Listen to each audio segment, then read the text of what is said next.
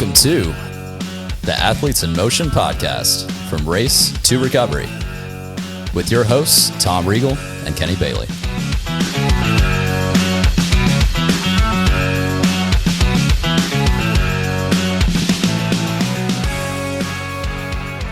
Hey, Tom, how are you? I'm fantastic, Kenny. How are you? I am fantastic because you have Elizabeth on. Elizabeth, welcome back. Hey. So for the folks that are tuning in, we are doing a triathlete's journey. Elizabeth is one of our three athletes that have been getting ready for her triathlon. She is the Ironman portion of that. So Elizabeth, welcome back. Thanks.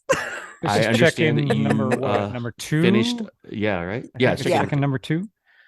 And So. you snuck out an Olympic out there. I did. Look at you. Hey, you got to do some work, right? Nice. Other than that, I mean, we need to talk about that definitely. But so since we left our character, how it's training, what's going on, what's happening? Oh, Ironman training is. Hey, I have a pop up in front of me. Hold on. It's Tom's ads. I don't know what's going on there. I know. I told him not to do that. I was like, Tom, that's a little intrusive. But sorry, can't help tomorrow. myself. All right, got it. Anyway, Ironman training is definitely a roller coaster, which you guys know. And last time I talked to you guys, I had the knee thing going on. Yeah. Ends up, it is a torn meniscus. So, yay! That's the good news, bad news thing. Good news, it is a torn meniscus. It's not an overuse injury. So, well, there goes that podcast. Beat the hell out of them. Yeah, I will. Just pain now. It's exactly. I mean, that's funny. According to the doctor, I can't hurt it anymore. Already torn. Yeah, it's already done. So we just keep plugging along. So what's the I'm sorry to hear that. And I know that I mean it's both good and bad, but so how is it a fairly there's different degrees, I think, of tears. Is it a light tear? And what are you reduced to doing? Yeah, I would say it must be a light tear because I can still do stuff. My physical therapist has done wonders for me. Thank goodness. Yeah, cool. I love her to death. Love our PTs. Yeah. So basically the doctor was like, well, we can do surgery, but we'd have to do it in July and then recovery time. Yeah, you're not doing Ironman, basically. Yeah. And I said, well, that's not going to work for me. So I'm going to muscle through the whole thing. So basically doing the Olympic was kind of, let's see how this goes type thing. Okay. I've been doing pretty much what we're going to be doing, I think, at this point is walking the marathon because running I'm not very efficient at running to begin with. So it's probably better to walk fast instead of trying to run. We know people that do that, by the way. So if you're out there and you're listening, like, I can't run because my knees or something else, you can absolutely finish an Ironman walking. Yeah. So, yeah. So recently I've been doing a lot of aqua jogging. Oh, good. Walking. I have tried to run a few times. Usually about 4.5 miles in, I start to feel pain again. So it's probably not the smartest thing to do. But anybody who does this, right? I was like, anybody who does this stuff, you don't do the smartest things. You just try. So, So are you definitely, I mean, are you just looking at power walking then as far as your training program then? Yeah. Okay. And the last I talked to Tim, he told me stop trying to run. Just stop it. So I'm going to stop it now. Even though you can try to run when you get closer to the event, but get the healing process. But take us back a little bit. So when you got the news, right? Talk us through the lead up, going to the doctor, and then how did you feel? What were your initial emotions that kind of came out of that? Well, since, nowadays they show you everything online before you ever go to the doctor, I was convinced it wasn't a torn meniscus. So when I got there and he said that, I was like, crud. So I don't think I was that upset. I just kind of took it all in to see what he had to say. He's not, I don't know. I'm not an athlete. I'm heavier and everything. So basically, you're an athlete. Stop it. Stop it. Okay, Stop it. sorry. You are an athlete. Yeah. Okay. I don't have an athletic build. And so, the doctor, he's not that supportive of the whole situation. So time for a new doctor. Yeah, I know. He actually did my other knee when I did my meniscus, and he did a great job. But so he's kind of an arrogant jerk, but whatever. Yeah. So surgeons. Yeah, exactly. So as I'm taking it all in, I'm just listening, and in my head, all I'm thinking is, can I just keep going? That's all I care about. And so I don't think I was really upset. I was kind of irritated more than anything. But then when I figured out that, I basically said, hey, if I do this and keep going, am I going to make it worse? And he said, no. I said, then we're going. I've made that decision easy. Yeah. Because, to me, I don't want to damage myself for the rest of my life. Right. Yeah. So if I was going to damage myself for the rest of my life, I'm not going to do it. And probably part of the not fun part of it, where I did have the meniscus surgery on my right leg, that's got a lot of arthritis in it. So he's saying, oh, well, we're going to have to replace that knee. And I'm like, well, hey, then why would I do the other one if I don't want to? I don't know. Yeah. And coming back from, I tore my meniscus right before an Ironman, and it was a pretty bad one where I had to do surgery. And, he said we'll be back in 6 weeks, and it took 6 months, and there was arthritis in there and the whole 9 yards. It just takes time, right? My knee works just as fine now. It's just a matter of, to your point, I'm really glad. I just want to make sure everybody understands you're not just ignoring the doctor because you're bullheaded or whatever else. Right. You talked to him about, you considered options. He said, look, you can't damage it any further. I just want to make sure people understand you're not, I don't want to give this air of like, screw it, let's go anyway. Exactly. To your point, it's like, look, let's walk it. Let's be sensible about how we approach it rather than, guns blazing. You're not going to be trying to bust an 8-minute mile on a torn knee. So. Yeah, exactly. And once he said, you can't damage it anymore. The damage is done. And that's basically opened it up. Because, before it was like, oh, crud, what did I do to it? How can I make it better? And pretty much when I do stuff, when it gets inflamed, that's when it's going to hurt. And, so with physical therapy, we're doing everything we can to help that not happen. So. Yeah. And I think part of what they do for physical therapy, and I'm no doctor, so please don't, but is to also help the supporting muscles around it, right? The idea is to strengthen the muscles around that knee so the knee isn't, doing that. So you can help sort of offload that, if you will. So right. And it's actually kind of interesting because I saw a different physical therapist last week than my normal because she couldn't get me in. And she did a bunch of testing because she wanted to know what my strength was. And she goes, are you doing strength training? And I'm like, you guys know. I'm kind of like, yeah, I'm supposed to be doing that. It's on the schedule. yeah, exactly. My coach says to. Exactly. And so she, did this testing, and she's all, you know what? If you hadn't told me you're not doing strength training, I would think you are. You're actually really strong. So that was encouraging also. Good. So that's good. Good. So I'm a strong mess, basically. There you go.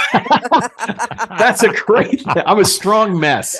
I like that. We're going to use that on a T-shirt. Right, I'm going to put that on a T-shirt. I'm a strong mess. A strong mess. Yeah. So let's get to some good news. How was the Olympic? How did it? Tell us about it. I think it's a lake swim, is it not? It is. It's a lake swim in Rancho Seco Lake, which is a warm lake, which is nice. TBF this time decided to switch the direction of the swim for the first time they've ever done this in the opposite direction. And you should have seen the reaction to everybody who's been doing this. We're like, what do you mean we can't go the opposite direction?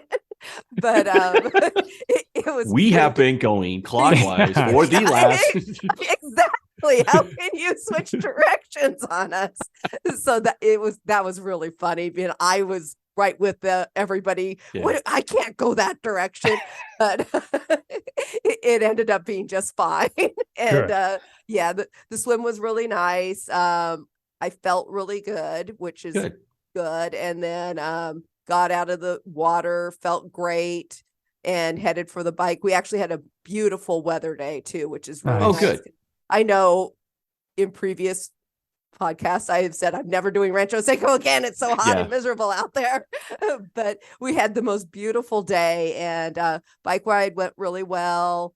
And then got off the bike, was not feeling great, starting to hurt a little bit, got into my walk run thing that I do. And it went okay. Again, around 4.5 miles, knee started bugging me. And the trails out there, for anybody who's never been there, it's this red dirt, and it's up and down, up and down. And it's not the funnest place to be. But the whole time, because I know, the different points out there, I kept thinking, wow, I'm doing really well. This is good because it's going a lot quicker than it has felt in the past. So that part was nice. And I ended up, I had done this race 3 times last year. This year I was a little tiny bit quicker than. Yay. Okay. So that's all good. So good. It was all good. And I got a 3rd place plaque in my division, which is look at you. So Sarah got a 2nd place in her sprint. So look at you guys. You're just stacking awards. I mean, Jordan's gonna have to step up. I mean, Jordan has got nice. Hey Jordan, what are you doing? All right. A lot of pressure on Jordan.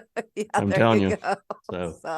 So how does the training look between what's the next block now? Is it basically ramp, or how are you feeling? I know you're trying to figure out how to stuff sort of life and work and everything else into this thing. Yeah. Right? And fun thing, after doing the race, I get a major summer cold. Thank you very much. Oh my God. Right. So, that's why I'm talking roller coaster. This is a whole lot of fun, right? So last week I didn't train a whole lot. I was really disappointed because I was looking forward to my swims and everything. But when you can't breathe, you can't breathe. So I'm a little behind on my training. I did get an aqua jog in last week. I did a long run and it was supposed to be a 5.5 hour bike ride, but it ended up being 3.5 because I had nothing left in me. I felt so bad. So it's still 3.5. I mean, that's not trivial. So most people would be like, "What? You rode how long?" So I mean, I know you have a plan. You have to try to do that, right? Because the ride's going to be much longer, but 3.5 is non-trivial. So right, it is kind of funny where your mindset is when you're thinking Ironman compared to something else, because you're like, I only did. Any other day you'd be like, I went out and rode 40 plus miles. So it's like but at this point, I mean, I'm really comfortable with my swim, and I'm not even worried about it. Hopefully we have the swim if the river is going to be swimmable, because we're still got tons of water coming down, and it's still very dangerous out there.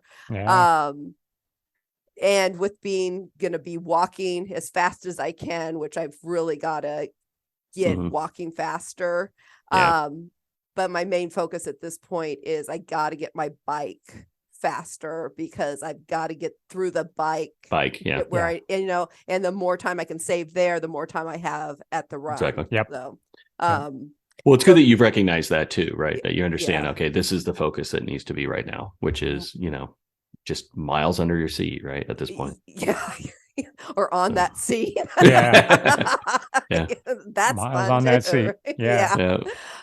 So, and I had a good talk with Tim on Sunday night, and I said, I just need to get faster on my bike. And how am I supposed to do that? And he's basically like, well, if you're doing your training right, you're going to get faster. Right. But, so I really need to work on that speed work and that type of stuff to get faster. So, because I can go long. I know I can go long. I just can't go long very fast. So,